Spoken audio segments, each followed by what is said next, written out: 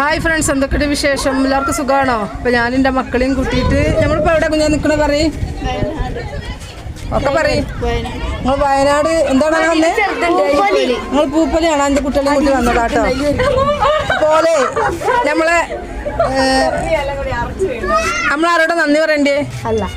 അള്ളാനോട് പണിച്ചേട്ടനോടും അല്ലേ? അൽഹംദുലില്ലാ. അപ്പം എൻ്റെ കുട്ടികളെയും കൂട്ടിയിട്ടേ ഞാൻ മിഞ്ഞാന്ന് പപ്പടം പിന്നെ നയാരപ്പമ്പിൽ കച്ചവടം ചെയ്തപ്പോഴേ നമ്മളെ ഈ ബസ്സിൻ്റെ ഡ്രൈവറുണ്ട്, പ്രണവാണ്, ഉപ്പടെ ഉള്ളതാണ്, പറങ്കോടാട്ടൻ്റെ മോന്.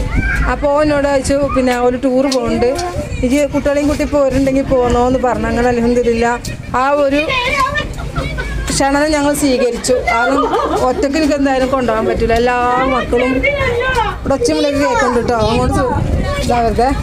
അപ്പം നമ്മൾ പിന്നെ ഒറ്റയ്ക്ക് എന്തായാലും കുട്ടികളെ കൊണ്ടുവരലും കാണലൊന്നും നടക്കൂല. അപ്പം ഞാൻ എന്തായിട്ടാറോ എൻ്റെ കുട്ടികളെയും കുട്ടിങ്ങാണ്ട് ഓരോ കൂട്ടത്തിൽ ഒരു ബസ് നിറച്ച ആൾക്കാരുണ്ട്, ഞങ്ങളുടെ കൂട്ടത്തിൽ ഞങ്ങളോട് പോകുന്നില്ല. അപ്പോൾ ഞങ്ങൾക്ക് ആ ഒരു അവസരം തന്ന ആ പ്രണവ് എന്ന് പറയുന്ന ബസ്സിൻ്റെ മുതലാളി മണീസിന് ആദ്യം നന്ദി പറയുന്നുണ്ട്. ആദ്യം അള്ളാഹ്ക്ക് നന്ദിയുണ്ട്, അൽഹംദുലില്ലാ. പിന്നെ വേറെ വിശേഷമൊന്നുമില്ലല്ലോ. അപ്പം എൻ്റെ കുട്ടികളെ സങ്കടം ഒന്ന് മാറിയിട്ടോ.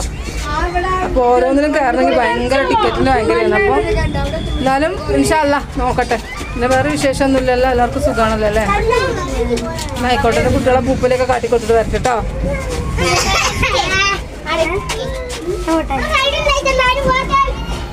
ഒക്കെ ഇവിടെ വന്ന മക്കളാണ്.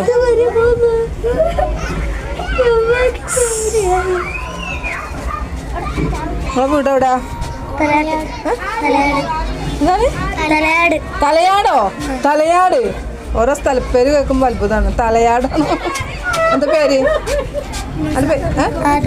റസിയ. എന്റതോ? നിങ്ങൾ പിന്നെ വേറെന്തെങ്കിലും കൂഞ്ഞാലിലൊക്കെ കയറിയോ? ഇല്ലേ? ഈ എത്രയിലാ പഠിക്കണേ? അയ്യോ ഇവിടെ വന്നപ്പോൾ എനിക്ക് ഒരു ഫ്രണ്ട്സുകളെ കിട്ടിയതാണ് കേട്ടോ. പിന്നെ വേറെ വിശേഷമൊന്നുമില്ല ഇൻഷാ അല്ലാഹ്. അപ്പം എൻ്റെ കുട്ടികളെ ഞാൻ ഓരോ എന്താ പറയുക അതിലും കൊണ്ട് ഇതാക്കട്ടെ കേട്ടോ. ശരിയേ.